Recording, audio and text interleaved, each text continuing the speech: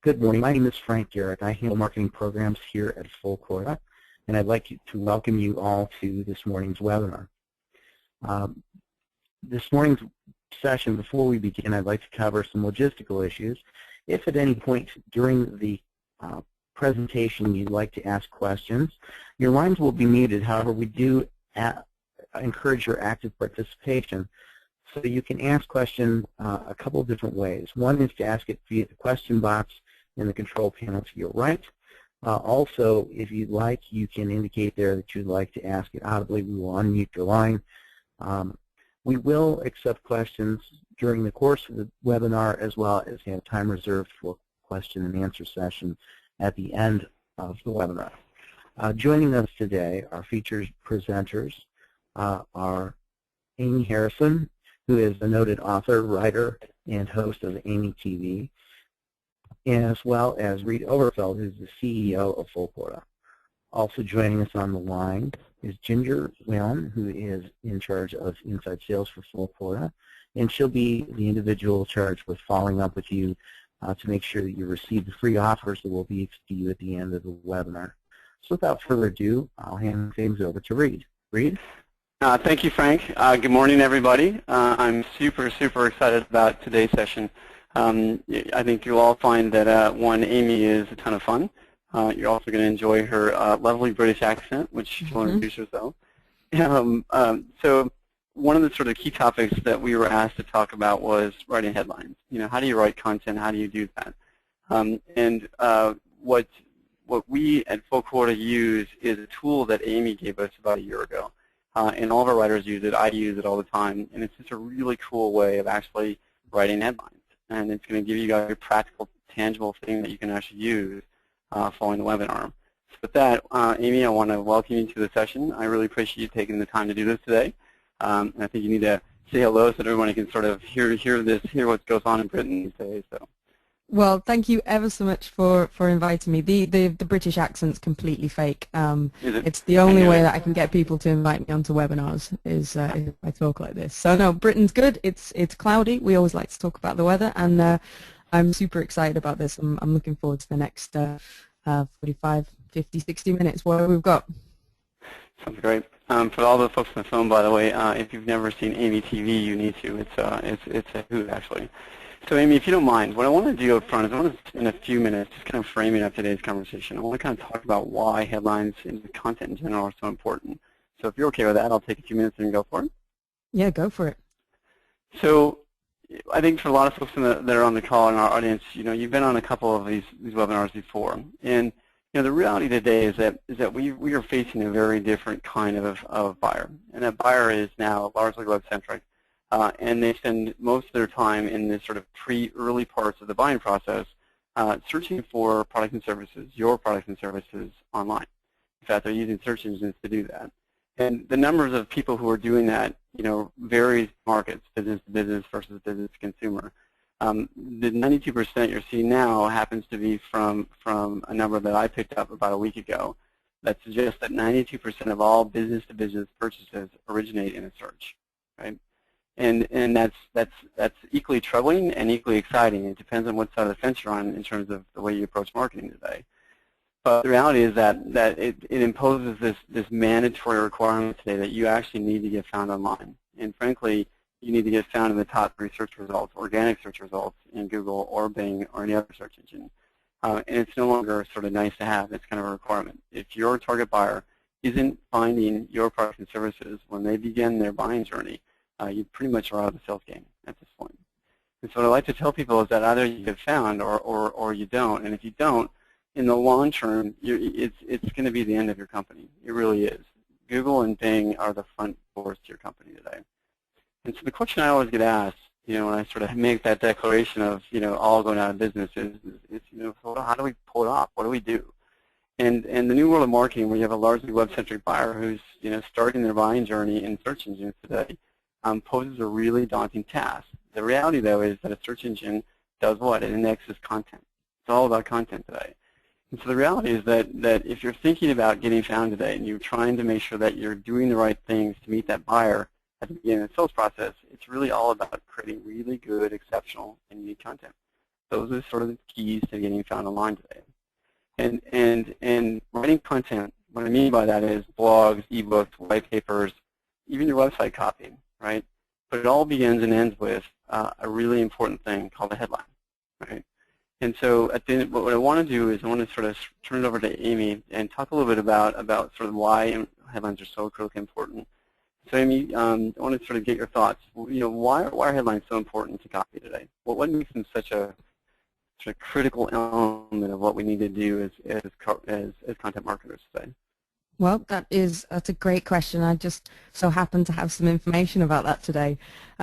So what I want to kick off with is, let's say you mentioned, you know, it's all about creating exceptional content. So let's say that you have a great post, you've got this fantastic blog, you've got a sales page or an offer, and you will probably, part of the promotion could be on Twitter or Facebook or LinkedIn, or whether it's adverts, and it's going to be the headline which is the most visible part of that initial promotion. In fact, the headline is the most visible part of all of your content marketing, because it's the piece that gets read on Twitter, on Facebook. Now, of the people who see your content and of the people who see that headline in their Twitter stream or in the Facebook newsfeed, on average, about 8 out of 10 people are going to read the headline rather than just skim it or ignore it. And that's quite a nice number. Like 8 out of 10, you're thinking, well, that's great exposure. But, and there is always a but, unfortunately, out of those 8, only 2 will, on average, will decide to go and read the full copy. So if you've ever put something out on Twitter and wondered why you haven't got more views or more shares, you've got to know that the average odds, they are pretty tough. But what I want to stress and what I want to say is that these are the average odds. And what I really want to encourage you as marketers or someone who's marketing their business is to walk away from the average. Your business is not average, you are not average, and I think you'll agree that you and your copy deserve a lot more attention than 2 people out of every 10 reading it.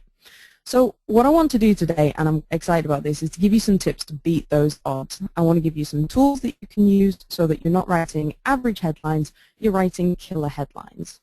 You know, as I mentioned, the headline is the most important part of the copy, and what I want you to think about it is as it's really an ambassador for your content.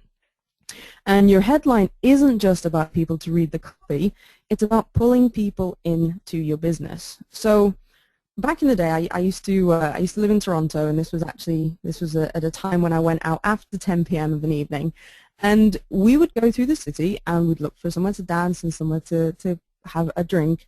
And outside all the different clubs and all the bars, you have the promoters, and you've probably seen them. They're handing out leaflets. They're trying to get you to come into their club, and they tell you what's going on inside the club, what the music's like, what the specials offers were.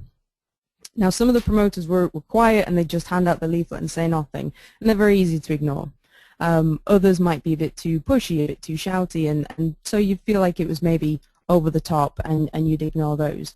But some promoters were just right. They talked about the music that you liked, they talked about the best deals, and they made it sound like there was a great party going on inside. And that's what would pull people into the club. That's really the role of your headline. It's make people passing by it feel like there's something that they need to be involved in behind that headline. So what I want to do is to give you some tips on how to create the kind of headline which creates that feeling of drama and excitement and pulls people into your business.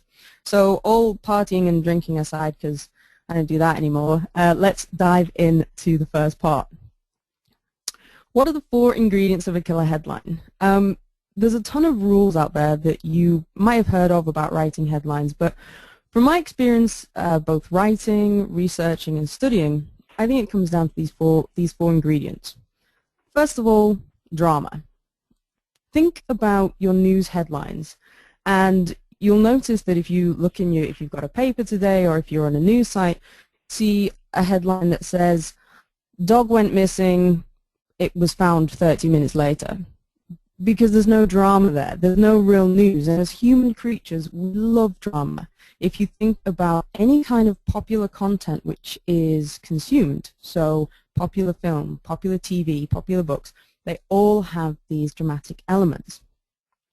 And think about it this way as well. Your customer's busy, walking through his day, he's got a million things to do, but he will stop and he will make time if he sees something that he thinks is exciting to read or to watch. Now, something I want to say about drama is that this drama doesn't mean over the top. Drama doesn't mean exciting. Drama means something which is exciting to your customer. So, for example, if you were selling dog baskets and you had a story about how inferior products were causing harm to dogs, that's drama. That's exciting to your audience. If you were selling software and you've got a new development that turns a 30-minute task into a 30-second task, that's drama. And your duty as a content publisher is to find out what is dramatic to your audience. You know, what gets them excited, what makes them find time in their day to, you know, what subjects get them interested, and that's what you want to put up front in your headline. Next up, we've got emotion or impact or emotional impact, and this is closely related to drama because usually the dramatic elements of your headline will cause some kind of emotional impact on your audience. That's what you want. So what you're looking for when you find the drama in your headline is the knock-on emotional effect. And we'll look at some examples of this in the following slides. Third up, you've got something unexpected. If you want your headline to pop out to more than 2 out of 10 people, it's really got to say something that they're not expecting. If your reader can guess the story behind your headline, if it's too predictable, and if it's something that they think that they know, you're probably going to lose them. So, for example, if you had a headline that said critical marketing lessons from an online business, that's okay. It's got some elements that might interest our audience, but there's nothing unexpected there. However, if we tweaked that and had something like critical marketing lessons from a business that should have failed, now we've got an unexpected aspect to the headline. So you've got something unexpected, you've got unanswered questions, and that arouses curiosity. And curiosity is a very powerful tool for making people click through. So if people can guess what the story is behind your headline, then they might feel like they don't need to read it. So if you can add a sort of an element of that's unusual or unexpected and arouse the curiosity, you're going to increase your chances of people clicking through and thinking, I've got to check that out. Finally, number 4 in the ingredients is your audience interests. And this really dictates all the other pieces. It doesn't matter if you have a dramatic, emotional, and unexpected headline. If it's not aimed at your audience's interests, it's going to bomb because it's going to stand out to them. So you've got to include something specific in your headline, something that is directly related to your customer's interests. And the tool that we're giving you today starts you writing headlines from this point. We start by looking at the specific audience interest and building the headline from there. So let's have a look at some examples of these ingredients in classic headlines. So the next 3 headlines that we're going to look at were written by advertising legend Eugene Schwartz, and they were very successful campaigns for him. Now they were written some years ago, so they might seem a little dated, but it is useful to study the classics so you can see the ingredients that we've been talking about. So here we go. Our first headline, washes wrinkles from your face and fat from your body. How does that stack up against the 4 ingredients? Drama. Is it dramatic? Absolutely. You know, washing wrinkles and fat away is dramatic, but also notice it's very visual, and that visual is very powerful. So this is something, you know, it's taking a very simple process and it's having a dramatic effect. So that's something to bear in mind as well with headlines. If you can show that a simple action can have a dramatic effect, that's a really useful tip to tease out and to use in your headline. So we've got the drama there. What about the emotional impact? Well, if you have an audience if you have a reader who is worried about wrinkles, about their appearance, worried about their body, this is going to resonate with them, and it's going to trigger an emotional either desire, or it's going to it's going to reach out to a fear that they have about their body. So there's definitely an emotional impact there. And unexpected, it has to be. You know, your curiosity has to be aroused to figure out how you can actually wash wrinkles from your face and fat from your body. Now, I saw this example at a copywriting conference, and it's from a promotion that I haven't seen it public, so I'm not actually sure what the product was, but I really wish I knew what it was. You know, there's a huge curiosity factor in this one. And audience interests, well, we're assuming that this is going to be directed at people who are interested in their appearance and people who want to get rid of wrinkles and get rid of fat. So immediately, that headline speaks to those people and addresses those audience interests. So going on to the next one. Working. There it goes. Now we've got, this was another very popular headline for Eugene. Rub your stomach away. So is it dramatic? Well, even though it's short, it's still powerfully visual, because notice how we're taking rub, something which is very simple, something which is a very easy process, and then we've got these dramatic results. Rub your stomach away.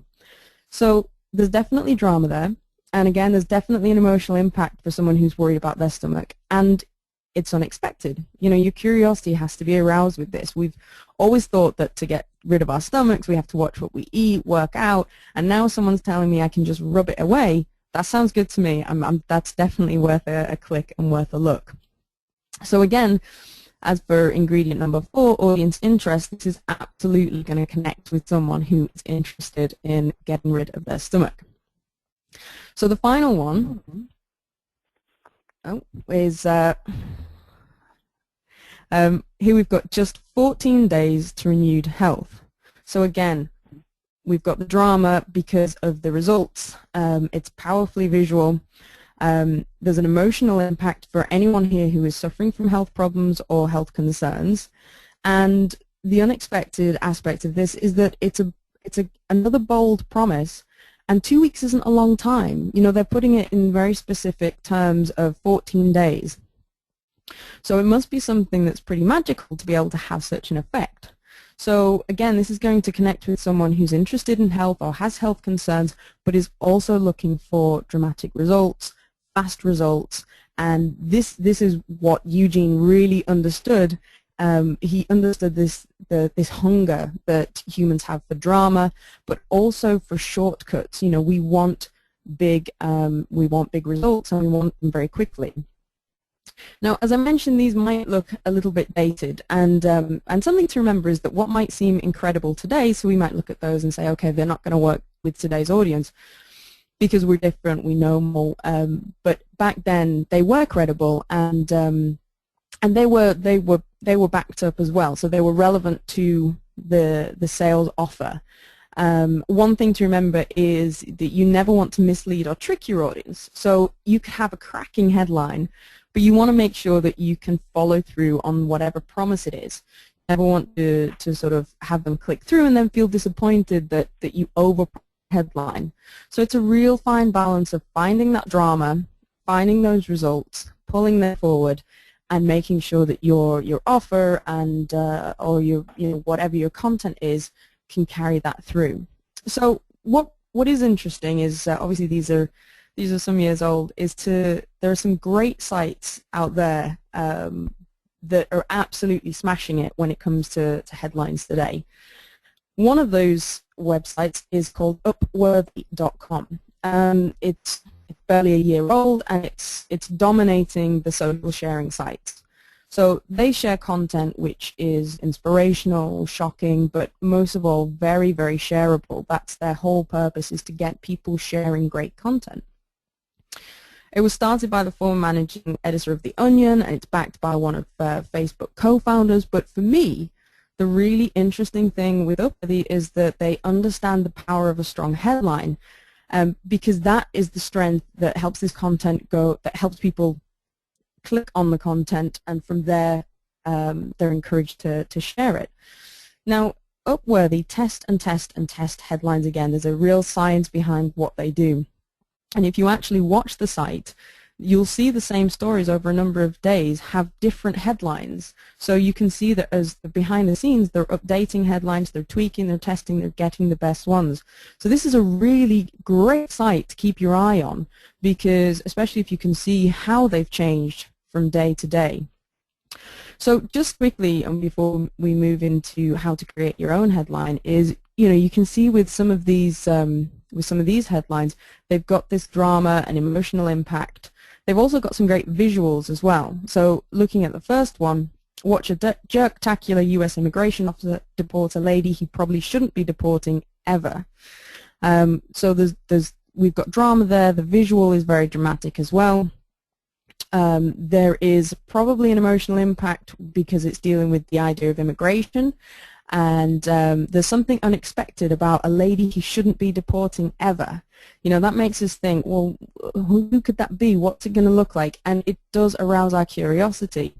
And with this site, the audience interest is they want to be entertained, they want to be inspired, they want to find out something that no one knows yet, and they want to be able to share it and look cool to their friends. So this is I really recommend that if you're interested in headlines, if you're interested in what makes content clickable and shareable, this is a really good site to look at.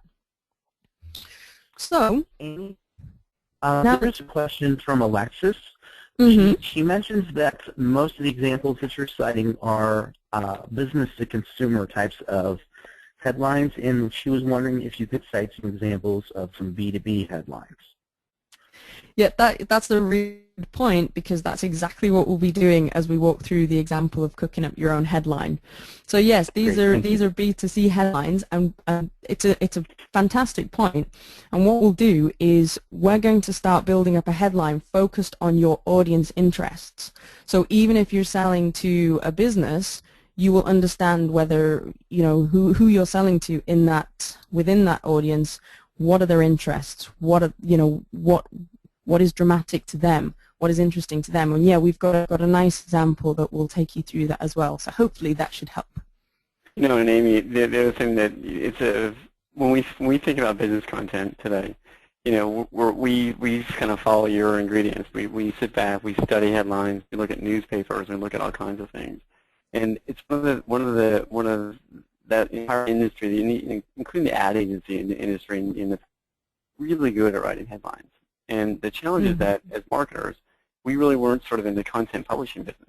And so it's hard for us to sort of look at headlines like these and go, oh, God, these are kind of more consumer kind of things.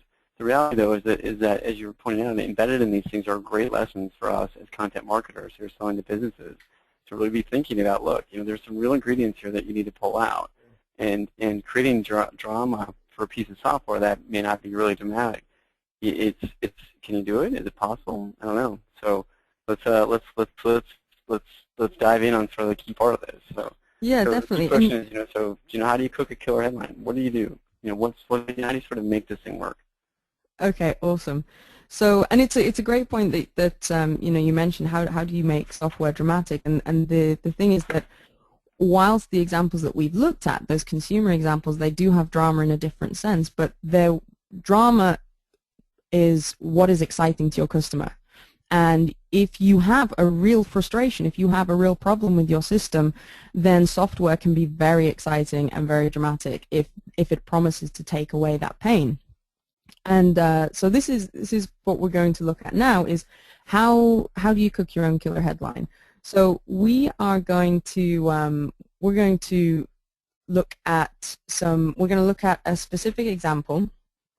But if you want to, what you can do over the next few steps is you can grab a pen and paper and you can work through this exercise with us and come up with your own something which is specific to your audience, and just see how we use it.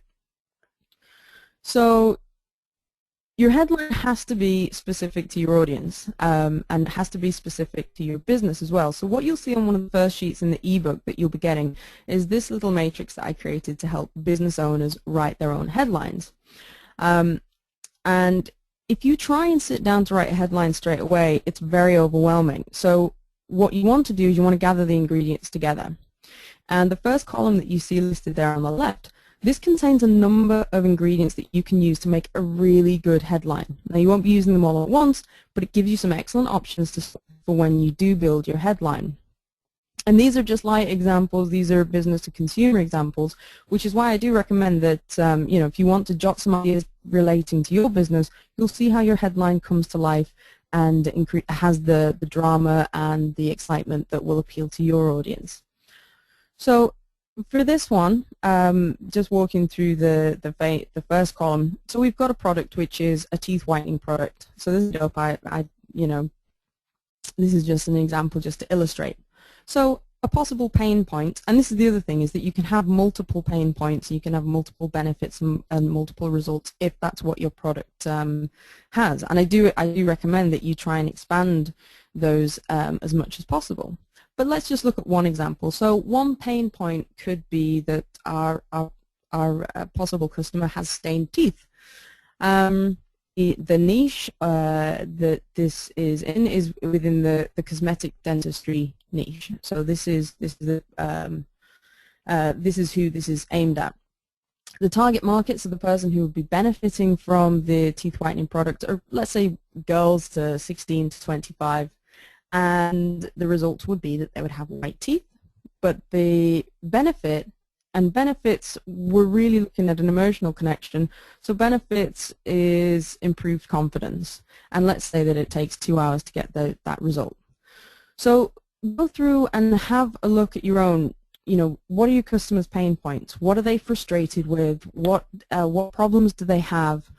Really nail down what your niche is, which you're probably very familiar with, and your target market. So who are you selling to? Within those businesses, what results do you get, and what benefits do they have, and how long as well does it take to get those results or to get those benefits? That's something which is really interesting, because if you can make a promise and put a time to it, attention. And it was a great point about let's looking at some business examples. So I want to hand over to Reed now to explain this example which we looked at for something which you might be more familiar with in your industry. So as I said up front, we use this tool that Amy gave us started using about a year ago, and we use it for all of our customers. And what we use it to do is just boil down the basic sort of messaging framework around our customer. And so in this case, this is one of our customers who sells association management software to associations. And that's the product. The pain point is that a lot of these organizations are losing members today. And the key niche here is member management. So how do they manage members? If you're a trade association, and what are you doing, etc. The target market is an executive director, a person who actually runs the trade association. And the results you're trying to do is retaining and adding members. And at the end of the day, what the executive director cares about is increasing revenues. That's their job. So they're going to buy a piece of software in order to, one, maintain members, but really it's about maintaining revenues and staying open. And the time frame is 90 days or less. In this particular case, it was a software as a service solution. Okay. And you can apply this to any business today. You could take a product being enterprise resource planning for manufacturers, and you could do the same thing where it's lack of visibility across financials. The niche would be financial management. The target would be the CFO. The results are gaining visibility across all parts of their P&L, from accounts receivable to accounts payable to invoicing, etc. And the benefits are increased revenue means increased profitability. Time frame for many of you on the phone that sell that kind of software is more like 12 months to 18 months. The point is that you can quickly sort of create a little nice tight messaging framework around this. And what Amy's going to show you next is sort of how you take these pieces and actually create really incredible headlines out of those. And for many of you that sort of think about these things, headlines are positioning. You're creating this sort of image in people's mind, as Amy talks about. And so as I sort of intermix the language of headlines and positioning, think about positioning for your company today, or think about positioning for headlines for your content as well. With that, so Amy, I'm going to turn it back over to you. Let's talk a little bit about sort of what, let's go cook one of these. Let's make one happen. Awesome. So so the next step, once you've got your ingredients, is to use some trusted recipes. Now, in the ebook that you'll be getting, there's 60 individual recipes or headline templates to choose from to help you make up your headline. And so let's look at 3 of the main recipe styles that you can use. So the first one is to focus on the benefits. So benefit headlines focus on the benefits of your product. These can be seen to promise your audience something that they're interested in. So in the above example, as Reed mentioned, one of the benefits was to increase revenue. So that's what, if we were extending that into a benefit headline, that's where we would focus. So we've got some examples here, and this is what you'll see when you get your ebook, is that these templates let you plug in the answers that are specific to your business, specific to your audience, into a framework which gives you the basis for a strong headline. So the top one, we've got why your target market are choosing a certain product to enjoy benefit. Now that's got an added element of using social proof. So if you can talk about why other executive directors or other people within who your audience can relate to, why they're using a product, that is going to that's going to arouse the curiosity, because people don't like to feel out of the loop. They like to feel like they know what's going on in their industry, they know what people are using, and they don't want to miss out. Second one is just a very straight combination of promising a benefit and banishing a pain point. And then finally, we've got, we're looking at how you can increase results or benefits by X, Y, or even Z or Z %. Now the reason that we have that variable, that's a specific copywriting technique, and it's because it lets you appeal to more people. Because regardless of what you're promising, if you just put, how you can increase results by 50%, you might have people think, well, 50% sounds too ambitious to me, I don't believe it. And you might have someone else who thinks, well, 50% isn't enough, that's not for me, I'm going to walk on by. So using variable results is a really great way to be all-inclusive with when you're appealing to your target market. So you could say maybe 5, 10, or 20%, and it just widens open the net that you have in order to catch more prospects. So these are benefits, and you'll get a bunch of those in the ebook. Next up, we have headlines about asking a question. So asking a question works really well in headlines because, well, psychologically we're programmed to want to answer a question when someone asks. So it's a shortcut to engagement. You're automatically trying to pull them into your copy. But I would have to say, you've got to be careful and make sure that you're asking something that they're interested in. And that's why it's really important that you spend your time when you're gathering the ingredients for the matrix, that you really get to know your audience, you have a strong persona, customer persona that you're working from, and you know what makes them tick. And that way you know your headline is going to appeal to their interests. So the first one, what would your life look like without a certain pain? What we're doing is we're asking them to visualize a positive experience. We're asking them to visualize what their company would look like with the software, or what would company would look like without the problems and frustrations that they're having. Next up, we're focusing on the time in order to get a certain benefit or result. And time is very powerful. If you can get someone's picture of a problem they have and imagine it gone by a set time, they can start fitting that into their own personal schedule or their own work schedule and start seeing how they would build that into their life. And finally, focusing again on the pain and the benefit angle.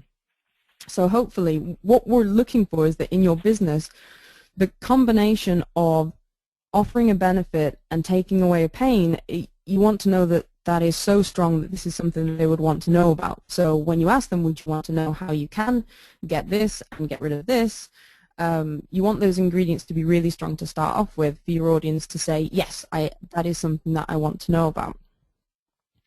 So those are question headlines, and then finally we come to editorial headlines. So making it newsworthy, and this is more akin to sharing news and sharing developments. So with these style of headlines that you'll see when you get your book is that they sound like news. They sound like something which is a new development, or something which people don't know, or something which is an informative article. What's really good with editorial headlines is it lowers the resistance people have to being sold to.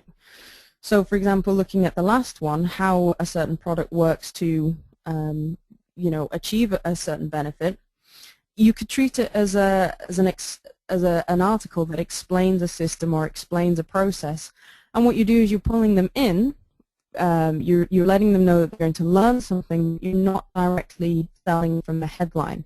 So this is something which can work really well if you want people to consume your content. If you want them to just take that first step to read a blog, sign up to an e-paper, so if you do have a longer sales cycle, these editorial headlines can work really well for starter content.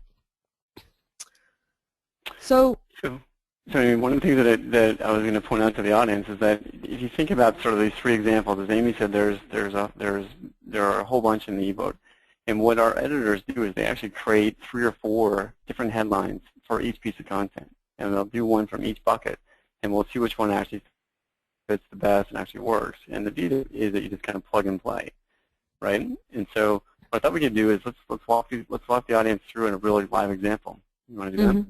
Yeah, sounds good.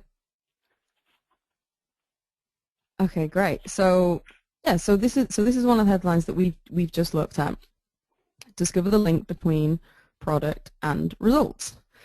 So this is from the editorial section, and this is one that is in the ebook. So if we now go back to our association management software, we can develop this headline by, as Reed said, just plugging in and playing. So we put in the product, the association management software, and we put in the results, growing your membership. And if you've been taking notes about your own business, you can pop in your own details to see what it looks like. Discover the link between your product and the results that your product has. And this is a pretty direct headline. It's specific. It mentions results we know that our audience is interested in. So that's pretty good, but we can do something more to it. So remember those other ingredients that we were talking about at the start. We're looking at drama, emotional impact, and curiosity. So now we want to look, how do we beef this up? How do we make our headline pop out a little more so we can beat those odds and get more than 2 out of 10 people clicking through to read it? Well, one way is to keep your eyes on, different headlines that people are writing today, both in your industry and outside of your industry, taking notice of language of words that catch your eye.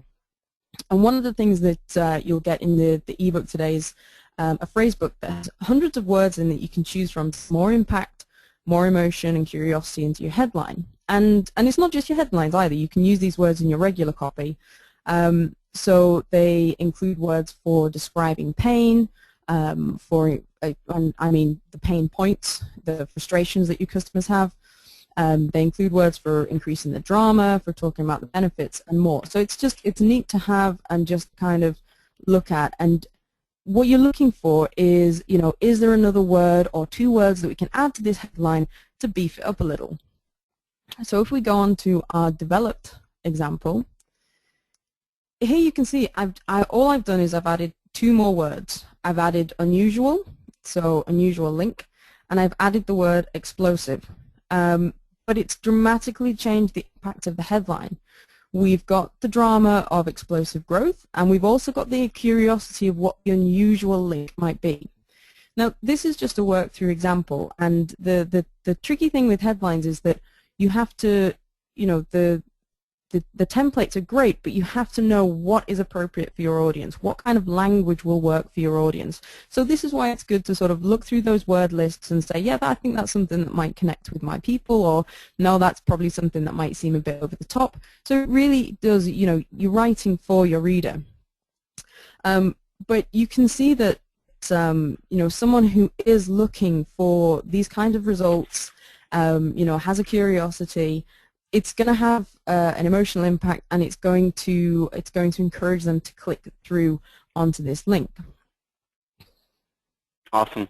It's actually kind of funny for the folks on the phone. The original headline that we had was one that we wrote, and then Amy took it and actually added these 2 pieces to it and made it much better. And for me, what it says, it kind of follows your guidelines. The unusual, I'm kind of curious now, what is that unusual link, right? And of course, I'm the executive director. I'm going to think explosive membership growth. Yeah, okay, I want to know what this is. Like, what are these guys doing that's different than anybody else, actually? So that, Amy, let's kind of go back and do a quick recap. So again, there's 4 ingredients that you kind of put together here.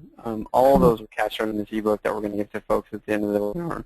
So let's kind of go back through it real quickly. Kind of 1, 2, 3, 4. Okay, sure. So yeah, so the 4 ingredients that you're looking for in your headline is you're looking for drama. You're looking, and as I mentioned, drama doesn't mean hype. Drama means something that is exciting to your audience. So that could be dramatic results. It could be a dramatic time frame. It could be a dramatic development.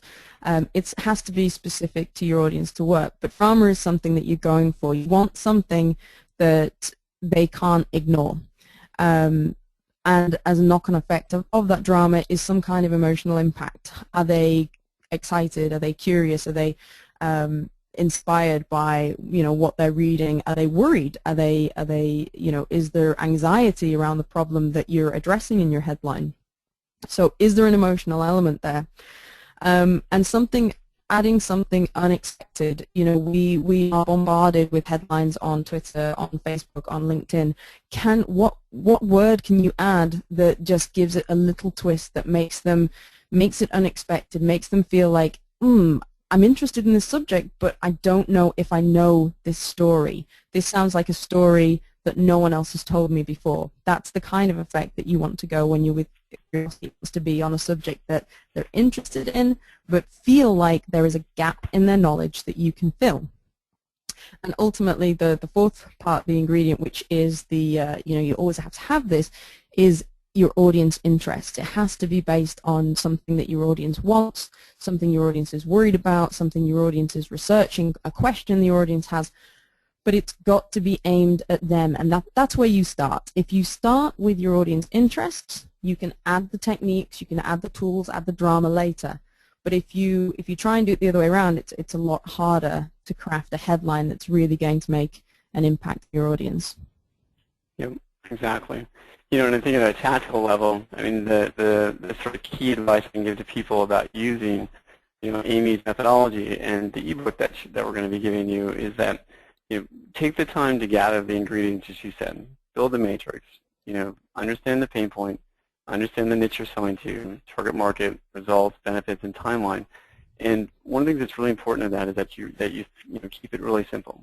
What we'll get back from the writers initially on those frameworks within FullQuota is there'll be long sentences, and we continue to sort of whittle them down so they're very succinct. Right? This is a pain. This is the target market. Very simple. So you can simply plug those things into the framework. I think that's probably the biggest piece of advice I can give to people. The other thing that I can tell you is that Amy's listed hundreds of words that are super valuable for actually, adding this sort of bang to the content, but also helping, as she says, paint your customer's pain. Actually paint that thing so that they sit there and go, yeah, that's exactly what my problem is. And they're really valuable to that. And then this idea of sort of create it and add some oomph to it and make sure you're sort of nailing the pain down is really valuable. And the last thing I would tell people is that just, write 4 or 5 headlines, and look at them all together and say, okay, which one really sort of the biggest impact? And frankly, if you really want to sort of, go for it, take 2 or 3 of them and actually test them. If you're using email and you're going to have different headlines, then send out an email, to half your list that has one headline and send it out to the other one and see which one works best. And then if you have to do a resend for a webinar, then send in the 3rd headline and see what actually works. So, but use the tool to actually do that. And I can tell you that we at FullQuota use this tool exclusively. So that said, first of all, so Amy, I want to thank you for doing this. And second, I want to invite people in the audience to ask some questions. So Frank, have we any questions that have sort of teed up? Yeah, there are several actually. One, there are a number of folks that asked about the unusual headline example that you had given. They noted that it was 97 characters long and wondered if that was too long. Good question. Amy, any thoughts on that? I'll give them sort of the SEO version of that, but I'll let you sort of address it from a copy perspective. Yeah, sure. So it depends what you're going to use it for. If you're doing an email marketing campaign, then you definitely have to be conscious of length because you want people to read the full headline on your email. What I tend to find is that this framework is great for getting all the points that you want to be in, and then that's when you can also start playing around and see if you can shorten it. but as a headline on a page of information or on a web page, that wouldn't necessarily be too long. So you want to be looking at the format of your marketing, because that's going to influence your content length. And also, if you can say the same thing and contain those elements, but if you can shorten it down, so, this will get you a really strong starting headline. But what you want to be doing is you want to be developing your own style. So what this does is it helps you identify the elements, understand all the ingredients, and understand that you're writing to your audience's interest. But if you want to get really, really good at writing headlines, you want to be practicing them. And like Reed says, they'll do maybe 4 per piece of content and then choose the best one. So you might find that a different formula gets you a length that works better for your marketing. And what we, our sort of mantra of the company is that we write the content, we optimize it. We optimize it for target buyers, and for search we publish it. And so let me I'll sort of answer that about optimization. So if you go back and look at the invitation for this webinar, what you'll see is it says content marketing webinar. It's in parentheses, and then it has the full title. And so we know that the preview pane in Outlook and others is your sort of primary window that people are going to see. So what we wanted to tell people was content marketing webinar. So it's a content marketing webinar. Then it has the 30 killer headlines title. And so the title that we created with Amy's tool is there, but it has a piece of optimization in front of it for email. When that same headline is published into Twitter, I think somebody said it's 9 characters. So remember that 128 characters is the magic length for any headline because it needs to fit in Twitter. And so when it does end up in Twitter, it's actually optimized by the set of hashtags, right? Because that's how people listen to Twitter. When it's put onto a blog post, the full length thing is there, and in fact it's longer because you have better use of space in a blog post on the website today. And so key is write the headline, but then you're going to probably have to optimize it for different channels. So email, think about the little sort of bracket where you can actually see in the preview pane. Twitter, optimize there. There's a ton of research around 128 characters. I don't, and why Twitter chose 128 characters. I don't think they understood the research, but people are sort of looking at it, and the reality is that's just about as much as people are going to read, actually. And so, and if it fits in Twitter, it actually is probably the right length. So, it's a great question. Frank, another one? I have another really great question. Martha asks, does the country of your target market play a role in writing headlines? As a Brit like Amy, I noticed that some U.S. headlines leave me cold, and I'm sure the same applies the other way around. Good question, actually, Amy. I'll answer it too. Go ahead. Yeah, what was the last part? You said as a Brit, and then I missed a bit. He said, as a Brit, I find that some headlines leave me cold, and I'm sure it works the other way around. Oh, leave me cold.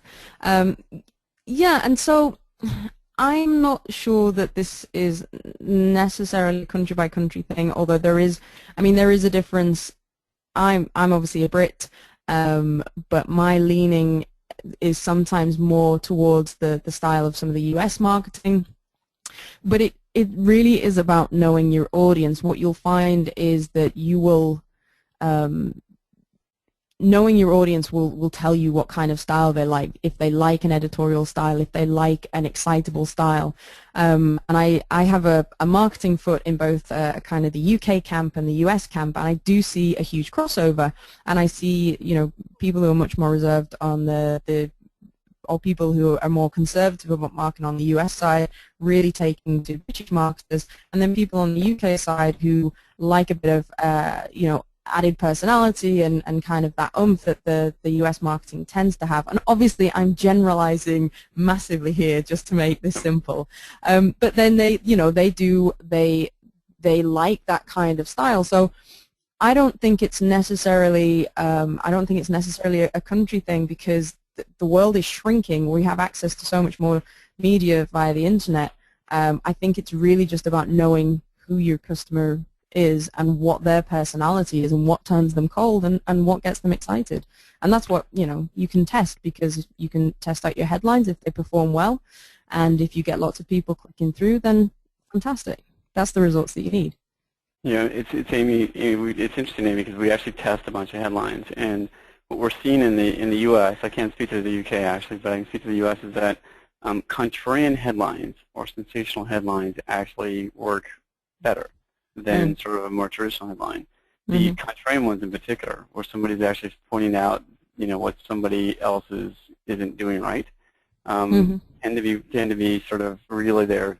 The big thing for the people that are on this call is that headlines that talk about a peer or an industry expert are actually very valuable, because what you're getting is somebody who actually thinks in their daily life going, I really don't trust marketers, but I do trust my peers. So this idea of having someone who's a sort of peer who actually appears in the headlines. For example, in this one for our blog, Amy, we had you. We had Amy of Amy TV, and it really helps people sort of go, oh, I don't know who Amy is, but she sounds like she's a pretty good writer, and so I'm going to go listen to this webinar. And they tend to work very well, actually, because people that are buying business software, for example, or are buying services, are more likely to sort of buy from somebody that they actually view as an industry expert or as a peer of theirs. So those work really well, actually. Great question again. Super. So Frank, anything else? Another great question. Amy, how many headlines do you typically write for copy before you find the right one?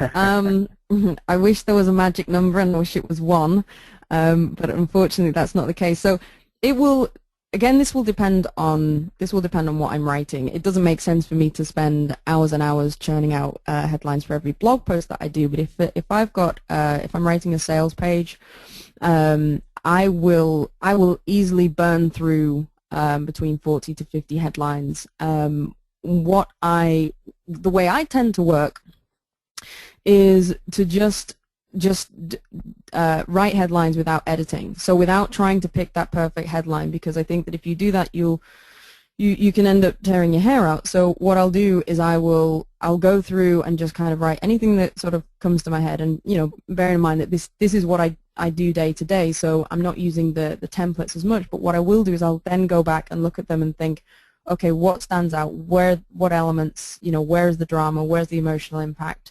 But yeah, so I for a sales page I would easily write between 40 to 50, and for a blog post I'll probably play around with one, probably between sort of 5 and 10 examples that I'm playing around with until I get the right fit. A lot. Go ahead, Frank. Another really great question. Could you touch on mobile marketing? Any tips for this? And that's from Greg. Yeah, you want me to let me take that one? You can. That's all yours. Yeah. So mobile marketing boils down to of utmost importance is headline design, because it's the first thing they're going to see, and it may be the only thing, as Amy said. And so the statistics she gave you up front are even more relevant for mobile. And so when you think about blog content or even your blog design, you got to be really thoughtful about how much space you have. And our view at FullQuota is that think Twitter, think short, simple, straight to the point, because you're not going to get much. You don't have a lot of real estate with them, and two, you got to get them, because you remember, somebody's walking down the hall. Most of the folks on the phone, are selling to businesses today. You got a buyer who's actually walking down the hall between meetings, looking at their phone, and if you don't nail them with a headline on a mobile device, they're not going to read it. And so it's even more, the sort of issue of great headlines is even more important in the mobile world today. It's just a big, huge deal, actually. And being thoughtful about that. And even, I'll tell you, the font design and the font you use for headlines is equally important. So, in fact, a lot of the folks that are on the call are actually Microsoft partners or other technology companies, and we're doing a presentation on sort of the mobile world of marketing and what's transforming. So, the other thing, by the way, is that text messages are still a very important part of mobile marketing today, and interestingly enough, you got even more limited space there. So, great question, though. Super. Another question, and there are two that are fairly similar. Do you find explanation points annoying in headlines? Is there a best practice for using this? Yeah, that's a great point, and they do. So and it depends. Everything boils down to your audience. But something that people do say is that if you are using an exclamation point, it's almost you're cheating because you're trying to add some drama that should already really be there in your copy. I mean, I would say that if you're in B2B marketing, if you're marketing to you know, executive directors, an exclamation point is probably going to be a bit of a turnoff. And you can, you know, I mean, you can test it, you can try it both ways. But generally speaking, for copywriting, they do say that, you know, you want to try harder on making your words more dramatic and stand out more, rather than sort of trying to add a bit of excitement with an exclamation point. Good copy always wins, right? End of the day. Frank, I want to be mindful of the audience's time today, so and we're just about the top of the hour. So with that, I want to thank everybody for attending today and spending the whole hour with us, which is great. As we've been talking about through the session, we're actually you're going to get an email right after the webinar, and it'll have a link to download Amy's copywriting phrase book, and you're going to love this tool. I'm just telling you, this will make the investment of the hour today worth every minute. We use this extensively within the company today, and you're gonna love this thing. So, and of course, you know, Amy is www.harrisonamy.com, and Amy TV is listed on her website. You get a chance, go check it out. I find her episodes hilarious. The other thing we're offering today, by the way, for anyone that's on the webinar, is that FullQuota in our 2 years has written almost 6,100 or 6,200 blogs, ebooks, white papers, and marketing copy. And we're offering 10% off for any of those services to anyone from this session today. There will be a link in the email as well to take advantage of that, or you can tweet us at hashtag 30killerheadlines, and we'll get back to you really quickly. So with that, again, thank you again for everybody.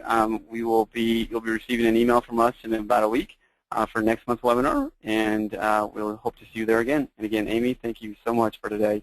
I truly and genuinely appreciate it. Thank you. It's been an absolute pleasure. Thank you, guys. Have a great day, everyone.